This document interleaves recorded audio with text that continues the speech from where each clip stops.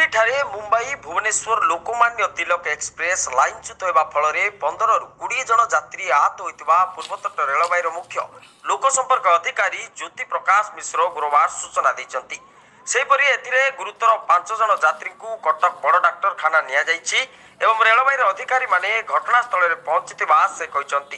Train रे आसुथिबा यात्री मानक संपर्क में सूचना लगी रेलवाई एक टोल फ्री नंबर मध्य जारी करछि 1800345740 1800345740 06741072 किंबा 0675211079 को कॉल करी यात्री संपर्क में सूचना जानिहब।